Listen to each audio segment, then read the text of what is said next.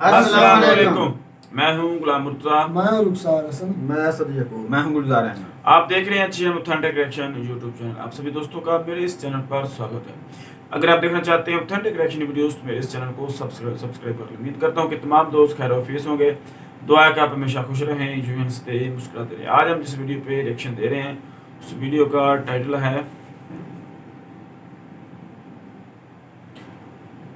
Inventive technology in constructions, India's most cheapest car with 6 airbag, bright India.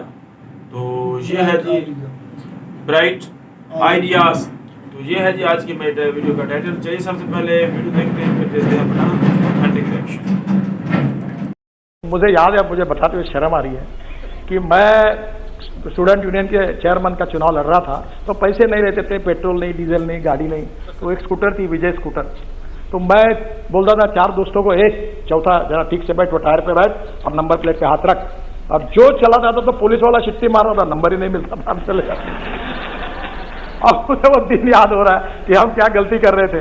अपने driver का आके जांच ले, कैटरैक्ट निकलता है।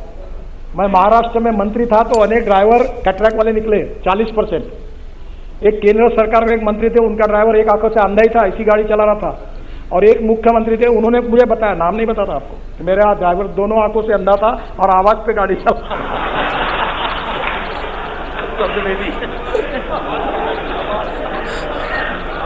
अब मैं आपसे अनुरोध करता हूं, आप जितने लोग हैं सर, पहले अपने गाड़ी के ड्राइवर का आंखों की जांच अच्छे डॉक्टर से कराइए। पीने वाला तो बिल्कुल नहीं। आप में से कितने लोग ऐसे जो आरटीओ ऑफिस में जाके ड्राइविंग की टेस्ट देके जिन्होंने लाइसेंस लाया, बताओ, हाथ ऊपर करो। मैं आपको ये सवाल नहीं पूछूंगा कि आप कितने लोगों को जिन्होंने आरटीओ ऑफिस में जाकर ड्राइविंग की टेस्ट देके लाइसेंस मिलाया। शायद सब लोग हाथ ऊपर कर नहीं पाएंगे। शब्द बराबर नहीं है, पर इमोशनल हाथ दबाकर थोड़ा सा ऐसा डरा दिया कि मैं पब्लिक मीटिंग में गया और मैंने कहा कि माजोली का पुल हम बना देंगे। जैसे मैं आया दिल्ली तो मेरे अधिकारी ने बताया कि सर आपको पता है ये ब्रिज कितने कीमत का है? बोला कितना? बोले 6000 करोड़ का। तो मेरा एकदम डाउन हो गया। मैं बोला तो बताते मुझे खुशी हो रही है कि 6000 करोड़ का ब्रिज हमने 680 करोड़ में यूपी ब्रिज कारपोरेशन को दिया। लोगों ने बताया कि हम 35 मिनट में आधा, तो हम तो गवर्नमेंट गाड़ी में जाते तो 80-90 की स्पीड में होती है। तो उन्होंने मुझे कहा कि अब तो हम लोग कैनॉट प्लेस जाते हैं, आइसक्रीम खाते हैं और वापस आते हैं।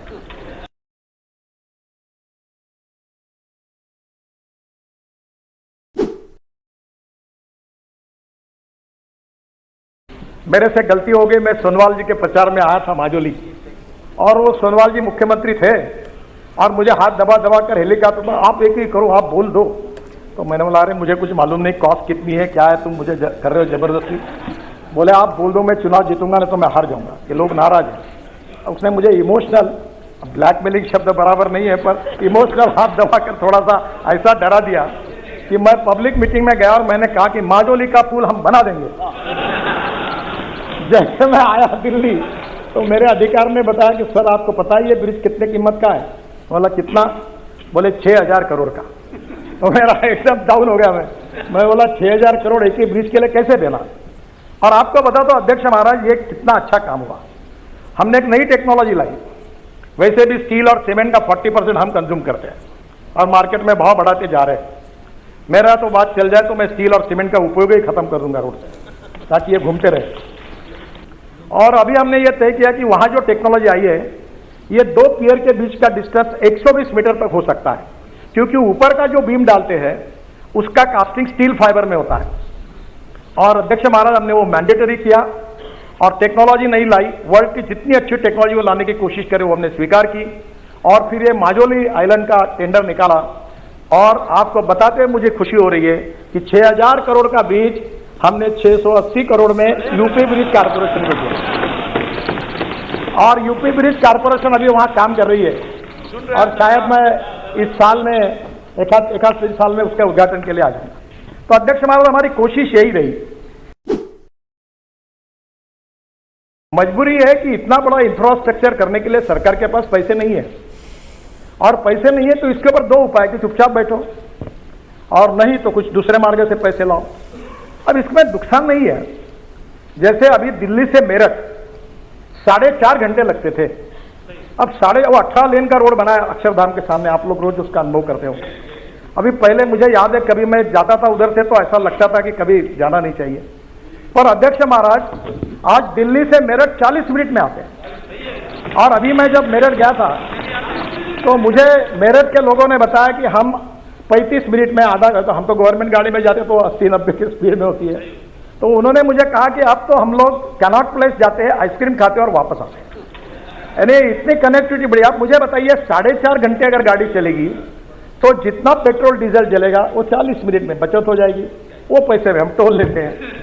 अब ये जो श्रीनगर में दिल्ली से 8 घंटे में आप जाएंगे, अभी आज तो मुझे लगता है कि 8 भी नहीं 30 घंटे में भी जाना मुश्किल है। तो स्वाभाविक रूप से इसका सबसे बड़ा फायदा हुआ कि ये 22 ग्रीन हाईवे जो बना रहे हैं हम लोग, इंडस्ट्रियल कॉरिडोर बना रहे हैं। अध्यक्ष महाराज, देश की सबसे बड़ी समस्या अगर कोई है तो लॉजिस्टिक कॉस्ट है। और अभी हमारे यूक्रेन के रशिया की लड़ाई के कारण फिर क्रूड ऑयल के भाव बढ़ गए, हम अड़चन में आ गए और इसके कारण लगातार कॉस्ट बढ़ रही है। सब्जी महंगी हो रही है, सब महंगा हो रहा है क्योंकि ट्रांसपोर्ट कॉस्ट बढ़ रही है। और वर्ल्ड में चाइना की लॉजिस्टिक कॉस्ट 8 से 10% है, अमेरिका की लॉजिस्टिक कॉस्ट 12% है, यूरोपियन कंट्रीज की 12% है, और हमारे यहाँ एक ट्रक यहां से निकलता तो मुंबई जाने के लिए 50 घंटे लगते हैं। अब अध्यक्ष महाराज, दिल्ली और मुंबई हाईवे बनने के बाद एक कार से 12 घंटे में जाएगा और ट्रक 22 घंटे में जाएगा, तो आधे से ज्यादा अगर समय बचेगा, मशीन कम होगी तो डीजल जो है वो भी कम होगा, तो लॉजिस्टिक कॉस्ट कम होगी। तो हम लोग जो पोर्ट कनेक्टिविटी जो हमने नोट्स निकाले हैं, वो गतिशक्ति में भी 800 नोट्स निकाले हैं। केवल डिस्ट्रिक्ट को 4 लेन से नहीं जोड़ रहे, पोर्ट को जोड़ रहे, इंडस्ट्रियल कॉरिडोर, इंडस्ट्रियल क्लस्टर को जोड़ रहे, फिशिंग के लिए जोड़ रहे, एग्रो प्रोसेसिंग इंडस्ट्री को जोड़ रहे। तो स्वाभाविक रूप से मैं विश्वास दिलाता हूं कि प्रधानमंत्री जी का जो आत्मनिर्भर भारत का सपना है वो पूरा करना होगा तो एक्सपोर्ट को बढ़ाना होगा, इंपोर्ट को कम करना होगा। मेरे साथ एक तमिलनाडु का अच्छा लड़का काम कर रहा, वर्ल्ड बैंक में बहुत होशियार था, मेरे स्टूडेंट था, तो उसने एक दिन मुझे कहा कि ये जो रोड ऐसे है, ये देखो। वो गूगल पे गया और उसने दिल्ली से चेन्नई रेस मार दी और मुझे बताया कि ये देखो कैसा घूमते घूमते रोड जा रहा है, ये हम क्यों कर रहे हो। तब उन्होंने पहले आइडिया बताई और हमने नए ग्रीन हाईवे का नेटवर्क खड़ा किया।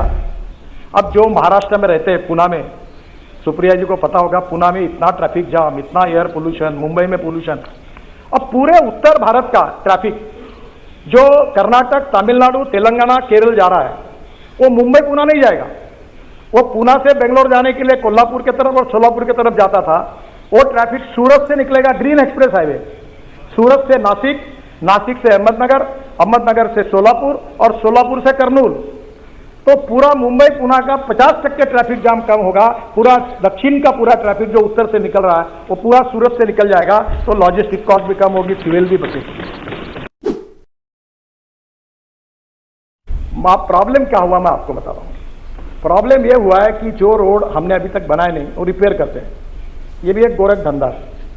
वो हर साल एक इंच का बिटुमेन लगाते हैं रोड मेंटेनेंस के नाम पर, और हर बार सब खुश रहते, सभी लोगों को फायदा होता है, ये आप सबको पता है। मैंने इसको बंद करा और मैंने कहा वन टाइम डेवलपमेंट में जो, क्योंकि मैं मेरे कॉन्स्टिट्यूंसी में 350 किलोमीटर सीमेंट कॉन्क्रीट रोड बना चुका हूं। आप कभी नागपुर आइए तो कोई गड्ढा ही नहीं दिखेगा आपको, कितने भी बरसात आने दो, और पूरे तरह कॉन्क्रीटिंग कर दिया है। जो ब्लैक कॉटन सॉइल है वहां प्रॉब्लम होता है, इसलिए जो मेंटेनेंस के प्रॉब्लम है वो आपके सही है। और इसमें एक एनुअल प्लान बनता था, और एनुअल प्लान बनने के लिए उसकी हर स्टेट की एक लिमिट रहती थी कि तुम इतना दो, तुम इतना दो, तुम इतना दो। फिर वो उसको फिर झंझट, इतनी लैंड एक्वायर किया, चक्कर काटने का काम। मैंने एक दिन सेक्रेटरी को, काय के लिए करते हो, पैसा है ना अपने पास, हटाओ लिमिट कैंसिल कर दी। और मैंने सब स्टेट गवर्नमेंट को कहा तुम में जितना दम होगा, जितना भेजना होगा उतना भेजो, सब सैंक्शन कर दो। ये मध्य प्रदेश में गया था, शिवराज सिंह चौहान के घर में मीटिंग चल रही थी, तो सेक्रेटरी पूछ रहा था इतना भेजू क्या, इतना। अरे मैंने बोला तुम्हारे पास जितना दम है उतना भेज दे, सब मंजूर कर। अभी कोई प्रॉब्लम नहीं है सर। इस एनुअल प्लान में पुराने एनएच के जितनी बातें हैं उसके ऊपर मेरा रिक्वेस्ट है, पूरा भेज दो, एनएच चाहिए वो, और मैं आपको पूरे काम कर दूंगा। बहुत दिनों में आप लोगों ने भी उल्लेख किया कि वर्ल्ड में जाने के बाद 11% वर्ल्ड के एक्सीडेंट कहाँ होते हैं, तो हिंदुस्तान में होते हैं। मरने वाले लोग ज़्यादा कहाँ है, तो हिंदुस्तान में। 5 लाख एक्सीडेंट होते हैं, 1.5 लाख लोगों की मौतें होती है। अब मुझे बताइए 3 लाख लोग दिव्यांग बन जाते हैं, हाथ पैर टूट जाते हैं, 3% जीडीपी का नुकसान होता है, और ये बहुत ही क्लेशदायक है। इसमें रोड इंजीनियरिंग का भी कारण है। मैं अपने डिपार्टमेंट की जिम्मेदारी लेता हूँ। ब्लैक स्पॉट्स, आपने सही कहा, ये डीपीआर बनाने में क्वालिटी अच्छी नहीं है, और इसलिए रोड सेफ्टी को ध्यान में लेकर मैंने कहा ये डीपीआर वाली आउटडेटेड सिस्टम को बंद करो, और PMC, project management consultancy law, और इसको प्रोफेशनल इस समय जो वर्ल्ड के कंसल्टेंट थे वो भाग गए हमारे यहाँ से। तो मैंने हमारे अधिकारियों को पूछा कि तुम्हारा हार्ट ऑपरेशन करना है तो टेंडर निकाल के कारपोरेशन के हॉस्पिटल में क्यों नहीं जाकर अपना ऑपरेशन करते हो? जब आपको ऑपरेशन करना होता है तो आपको अच्छा डॉक्टर चाहिए। डीपीआर बनाते समय लोएस्ट आता है उसको, तो वो जो सब घटिया काम करता है। तो अब इसके बारे में हमने डीपीआर बनाने के बारे में काफ़ी सुधार किया है, और वर्ल्ड की बेस्ट टेक्नोलॉजी, बेस्ट कंपनी को जॉइंट वेंचर करके जो बेस्ट सक्सेसफुल प्रैक्टिसेस है उसको लाना है। आईआईटी अच्छा काम कर रहे हैं, हमारे इंजीनियर्स अच्छा काम कर रहे हैं, हमारे स्टार्टअप अच्छा काम कर रहे हैं, और आप लोगों ने भी कल मुझे सुझाव दिया ना, मैंने 2 सुझाव आपके स्वीकार किए। एक किसी ने कहा, मैं नाम भूल रहा हूँ, अध्यक्ष महाराज, उनने कहा आधार कार्ड के ऊपर, शायद श्रीनिवास पाटिल जी ने कहा, आधार के कार्ड के ऊपर, जिसके बाद आधार का कार्ड और वहाँ टोल है, तो आधार का कार्ड देखकर मानकर उसको तुरंत पास इशू किया जाए। तो मैं सजेशन मान्य करता हूँ, जहाँ भी ऐसे टोल बने और वहाँ के स्थानिक लोगों की अड़चन होती है, आधार कार्ड को लेकर पास बना कर देंगे। दूसरा एक है कि 60 किलोमीटर के बीच में टोल नहीं आता, और कुछ जगह चालू है। मैं आज सदन को विश्वास दिलाता हूँ, बहुत बार ये गलत काम हो रहा है, इलीगल है। मैं बार बार कहता हूँ पर पैसे मिलते इसलिए डिपार्टमेंट हाँ करते हो। हाँ, ये इनका कितने दिन मेरे से झगड़ा किया इन्होंने, बोले जी ने बहुत। अब मैं बता रहा हूँ कि इसके बाद 3 महीने के अंदर 60 किलोमीटर के अंदर एक ही टोल नाका होगा, दूसरा होगा तो वो बंद किया जाए, क्योंकि लोगों को जरूर है कि हमें पैसा भी चाहिए, इसका मतलब लोगों को तकलीफ नहीं देनी चाहिए। कि ऑटोमोबाइल में इंडस्ट्री का भी मैं मंत्री हूँ, बहुत इंडस्ट्री मेरे ऊपर नाराज हो गई, क्योंकि इकोनॉमिक मॉडल को मैंने 6 एयरबैग मैंडेटरी कर दी। तो उनने कहा कॉस्ट बढ़ेगी, तो मैंने कहा कॉस्ट बढ़ेगी तो बढ़ने दो, गरीब मरता है तो मरने दो और धनवान को बचाओ, ऐसा है क्या मतलब यहाँ? इसके बाद इस देश में इकोनॉमिक मॉडल, छोटा से छोटा कोई नैनो मॉडल हो, हर गाड़ी में 6 एयरबैग लगेगी, ये हमने मैंडेटरी कर दिया ताकि हमारे लोगों की जान नहीं जाए। अध्यक्ष महाराज, अभी तो गाड़ियों में इतना सुधार हो रहा, मैं बाद में बताने वाला हूं उसके बारे में, पर एक बात जरूर है कि रोड इंजीनियरिंग के साथ एजुकेशन की भी बहुत जरूरत है। रूल्स ऑफ द रोड, कानून के प्रति सम्मान भी नहीं और डर भी नहीं। मैं अपने स्टूडेंट लीडर जब था यूनिवर्सिटी का, तो मुझे याद है, मुझे बताते हुए शर्म आ रही है कि मैं स्टूडेंट यूनियन के चेयरमैन का चुनाव लड़ रहा था, तो पैसे नहीं रहते थे, पेट्रोल नहीं, डीजल नहीं, गाड़ी नहीं, तो एक स्कूटर थी, विजय स्कूटर। तो मैं बोलता था 4 दोस्तों को, चौथा जरा ठीक से बैठ, वो टायर पे बैठ और नंबर प्लेट पे हाथ रख। अब जो चला था तो पुलिस वाला शिट्टी मार रहा था, नंबर ही नहीं मिलता था, चल अब मुझे वो दिन याद हो रहा है कि हम क्या गलती कर रहे थे। अब आज स्थिति ऐसी हो गई है कि आज भी लोग ग्रीन सिग्नल, रेड सिग्नल कोई पालन ही नहीं करते। और मैंने आपके अध्यक्षता में एक कमेटी निकाली है, हर मेंबर ऑफ पार्लियामेंट उसका अध्यक्ष होगा जिले में, कलेक्टर उसका बोर्ड सचिव होगा। और हमारे यहाँ महाराष्ट्र में, मैंने एक बार महाराष्ट्र में एक्सीडेंट को मराठी में अपघात कहते हैं, ये जो सुप्रिया जी बैठी है, ये पुणे कोल्हापुर रोड पर एक जयसिंहपुर बाईपास था, मैं मंत्री था, एक जगह पर 150 लोग मरे थे, पर सरकार ने सुधार नहीं किया था। और इसलिए हमने इस प्रकार से, जो आपके जिले में, आपके कॉन्स्टिट्यूंसी में जितने एक्सीडेंट होते हैं, आप चिंता करो, आप विजिट करो, आप कलेक्टर को, एसपी को, कमिश्नर, सब आपके कमेटी में, उनको बुलाओ, कारपोरेशन को, एनएच को, स्टेट पीडू नोटिस दो कि यार लोग मरे, अगले बार कोई मरेगा तो आप जिम्मेदार होंगे, इसको सुधारो। और ऐसे कैसे नहीं सुधारते?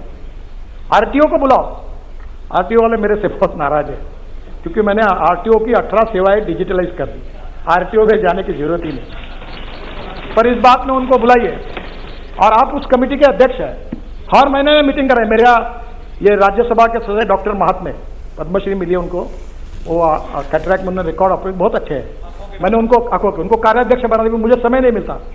आपको बताता हूँ, इतनी मीटिंग होती है हर महीने में, और इतने स्पॉट किए, और हर जगह वो कार्रवाई कर रहे हैं।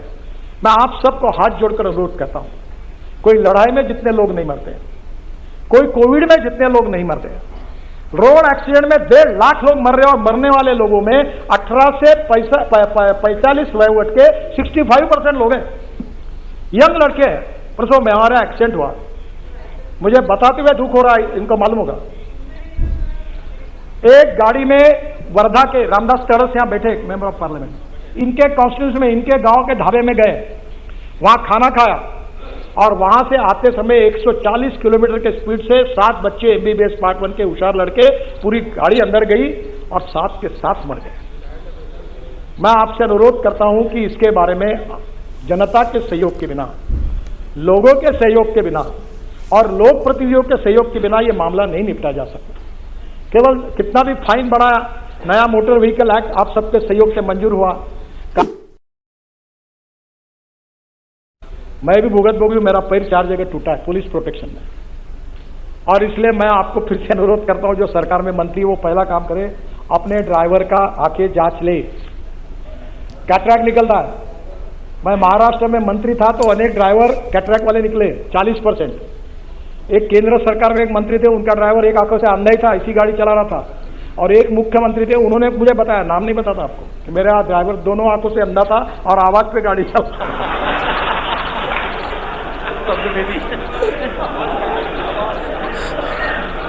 अब मैं आपसे अनुरोध करता हूं, आप जितने लोग हैं सर, पहले अपने गाड़ी के ड्राइवर का आंखों की जांच अच्छे डॉक्टर से कराइए।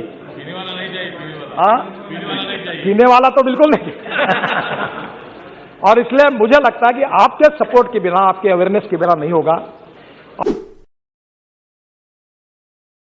आप में से कितने लोग ऐसे जो आरटीओ ऑफिस में जाके ड्राइविंग की टेस्ट देके जिन्होंने लाइसेंस लाया, बताओ, हाथ ऊपर करो।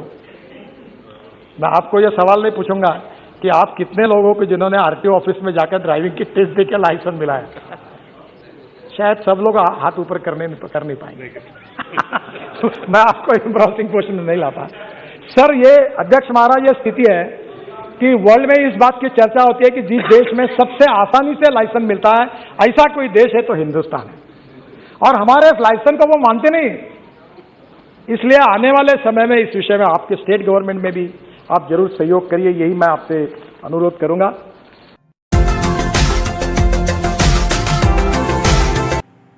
तो जी वीडियो बड़ी फनी, हल्का हल्का मिजाज भी था इसमें, और भाई इसमें बड़ी काम की बातें उन्होंने वो शेयर की हैं, जो बातें हमारे इधर पाकिस्तान में भी हैं और उधर इंडिया में भी हैं, जो सियासत में है, जो चीज़ें जो हैं सियासत में, जो मतलब कि खुफिया राज जो होते हैं, वो भी उन्होंने आज हंसी मजाक में कुछ यहाँ किए हैं।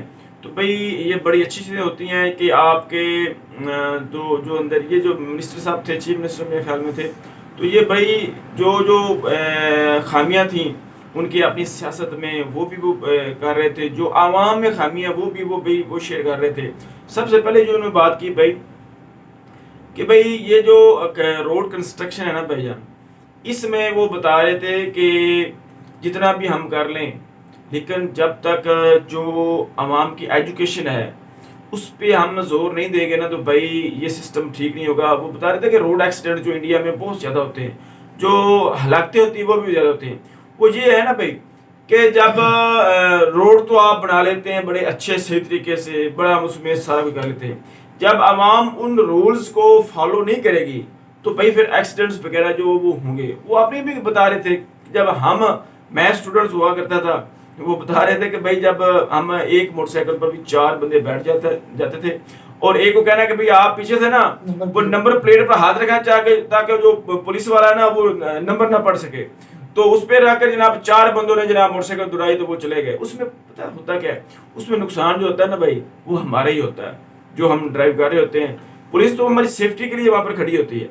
असल में ये मिनिस्टर है ना हाईवेज और रोड्स के, और वो जवाब दे रहे थे असेंबली में, पंजाब असेंबली का जो उनकी रियासत में जिसमें भी है, उसकी एक चीज़ मुझे बहुत ज़्यादा पसंद है, ये आई है कि उसमें ना जो मोड ऑफ कम्युनिकेशन मतलब इस्तेमाल किया ना, वो बड़ा बेहतरीन था। मतलब कि उसने हंसी मजाक में मतलब सारी बातें सारे हल्के फुल्के लहजे में हमारे अपनी जो उसके आवाम के अंदर खामियां वो भी बताई, और जो उनके मिनिस्टर सियासतदानों में जो खामियां उनको भी बताया, तो उस पर कोई शोर शराबा नहीं हुआ। इस तरह का उन्होंने मोड ऑफ कम्युनिकेशन इस्तेमाल किया है। ऐसे होता है कि भाई आप ना पॉजिटिव ले जाता है, बहुत प्यार से उन्होंने समझाया है, हंसी मजाक के साथ समझाया है, अपनी भी बात उन्हें कन्वे की है, यही है। मैं भी कन्वे करना ये होता है ना, उससे ये होता है कि अगला बंदा एक्सेप्ट करता है चीजें एक ये होता है कि जी आप अपोजिशन वालों को या किसी को दूसरे को जनाब लान तान करते हैं, ये तुम करते हो, ये वो, ये जो रफ लैंग्वेज होती है ना, ये वो नहीं ठीक होती। मैं अक्सर ये बात करता था जिसको भी समझाना हो कि अगर आप किसी को गुड़ भी खिलाएं ना, अगर उस पर लहजा, गुड़ का मतलब लहजे का गुड़ है, अगर आप किसी को गुड़ भी खिलाना हो, उस पर अगर आप अपने लहजे की सख्ती कर दें, मतलब उस पर अगर जहर लगा दें तो वो गुड़ नहीं खाएगा। लेकिन आपने किसी को बिल्कुल ठीक जहर भी खिलाना है। भाई रुखसार बिल्कुल ठीक है, बात कर रहे हैं कि भाई आपने अगर किसी को जहर भी खिलाना हो ना, तो ऐसा लहजा आपका, ऐसा आपका बिहेवियर हो कि अगला बंदा खुशी से खा ले।